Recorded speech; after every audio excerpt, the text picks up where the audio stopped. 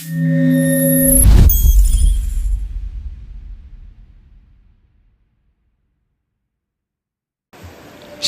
saudara-saudara kasih di dalam Tuhan Yesus Kristus. Jumpa lagi bersama saya di saluran kesayangan Anda di channel YouTube Suara Kebenaran Kristus. Jangan lupa subscribe, tekan lonceng, dan like. Pada renungan hari ini, firman Tuhan diambil di dalam Matius 14 ayat 22-33. Matius 14 ayat 22-33. Mari kita buka firman Tuhannya di dalam Matius 14 ayat 22-33. Bunyi firman Tuhannya adalah, sesudah itu Yesus segera memerintahkan murid-muridnya naik ke perahu dan mendahuluinya ke seberang. Sementara itu ia menyuruh orang-orang banyak pulang. Dan setelah orang-orang banyak itu disuruhnya pulang, Yesus naik di atas bukit untuk berdoa seorang diri. Ketika hari sudah malam, ia sendirian di situ.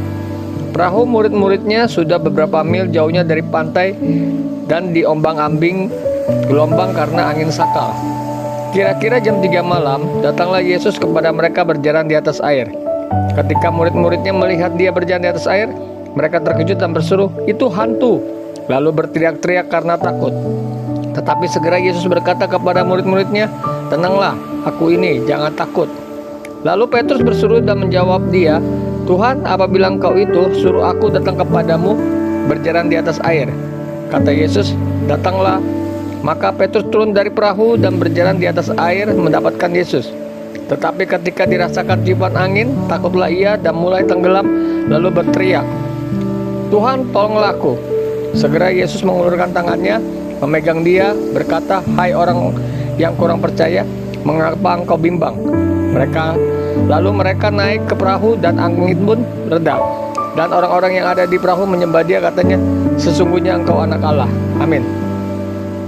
Pada renungan hari ini, firman Tuhan di dalam Matius 14 ayat 22-33, saya beri judul Berjalan di Atas Badai. Dalam perjalanan hidup, badai bukanlah tamu yang meminta izin untuk datang.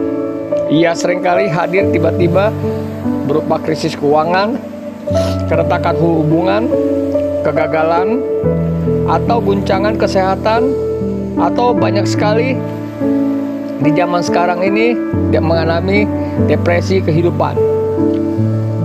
Banyak dari kita berdoa agar badai itu segera diangkat.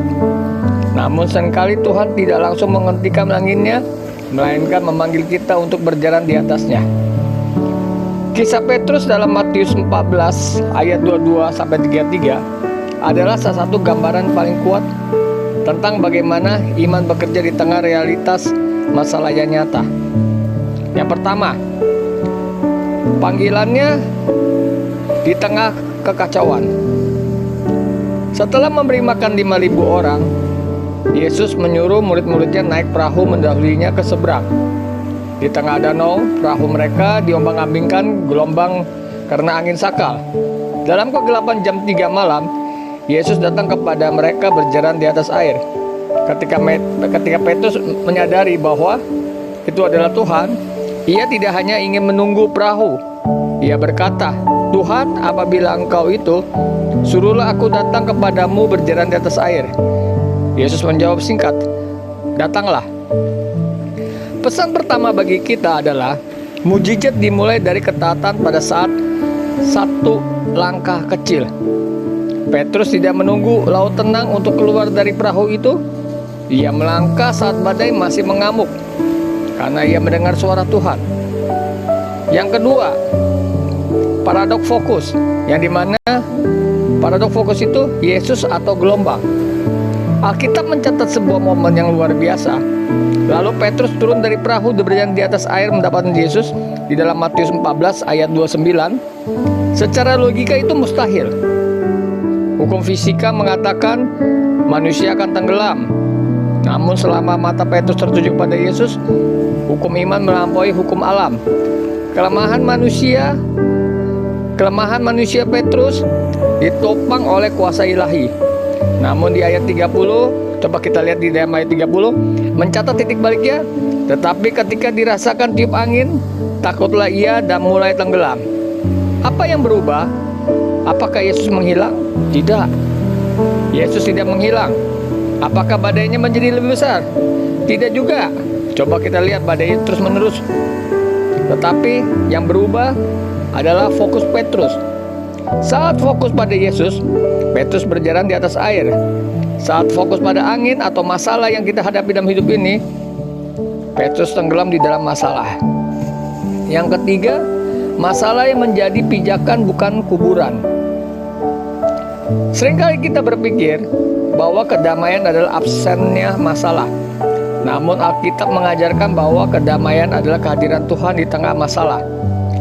Masalah, air yang bergejolak yang seharusnya menenggelamkan Petrus, justru menjadi jalan yang ia injak untuk mendekat kepada Yesus. Motivasi Kristani, motivasi kita dalam hidup ini yang sejati, tidak berfokus pada kapan badai itu berhenti, tetapi pada siapa yang berdiri di depan saya. Jika kita terus menatap besarnya cicilan, beratnya beban hidup, beratnya penyakit yang kita alami, atau sulitnya tekanan hidup, kita akan merasa sesak dan tenggelam dalam kecemasan. Fokus pada masalah hanya akan memperbesar ketakutan kita, sementara fokus pada Tuhan akan memperbesar iman kita. Yang keempat, tangan yang terulur saat kita gagal. Bahkan ketika Petrus gagal menjaga fokusnya dan mulai tenggelam, kasih karunia Tuhan tidak membiarkan binasa. Begitu pula Petrus berteriak, "Tuhan, tolong aku." Yesus segera mengulurkan tangannya dan memegang dia. Saudara-saudara kekasih di dalam Tuhan Yesus Kristus, Tuhan kita bukanlah Tuhan yang menonton dari jauh saat kita mulai goyah. Dia adalah Immanuel, Allah yang menyertai kita. Kegagalan kita untuk tetap fokus untuk membuatnya meninggalkan kita. Namun Dia memberikan teguran lembut. "Hai orang-orang yang kurang percaya, mengapa engkau bimbang?" Kebimbangan muncul saat kita memberikan kebisingan dunia lebih keras daripada suara firman-Nya. Yang kelima, yang terakhir, menjaga pandangan tetap tegak. Bagaimana kita bisa terus berjalan di atas air dalam keseharian kita? Batasilah kebisingan dunia. Jika Anda dan saya dan saudara-saudara kalian yang ada di tempat ini lebih banyak mengkonsumsi berita buruk atau komentar negatif daripada firman Tuhan, maka tiupan angin akan terasa sangat menakutkan. Isilah pikiran kita dengan kebenaran firman Tuhan. Sadarilah kehadirannya. Yesus ada di sana di tengah-tengah badai Anda. Dia tidak menunggu di pantai yang tenang. Dia berjalan di tengah gelombang bersama Anda. Jangan berhenti berjalan. Jangan biarkan rasa takut membuat Anda membeku di dalam perahu kenyamanan. Jika Tuhan memanggil Anda untuk melangkah dalam pekerjaan pelayanan atau pemulihan karakter, melangkahlah dengan mata yang terpaku padanya. Dan terakhir, fokus adalah kunci. Fokus adalah kunci kemenangan Anda hari ini. Tidak ditentukan oleh seberapa tenangnya situasi di sekitar Anda, melainkan oleh di kemana mata hati Anda memandang badai. Mungkin masih menderu, angin mungkin masih kencang, tetapi di hadapan Anda berdiri Sang Pencipta alam semesta yang berkata, "Marilah datang kepadaku." Teruslah memandang Yesus, Sang Imam besar yang memimpin iman kita kepada kesempurnaan di dalam Dia. Anda dan saya tidak hanya akan bertahan melewati badai, tetapi Anda dan saya berjalan di atasnya dengan otoritas dan menuju kemenangan. Amin.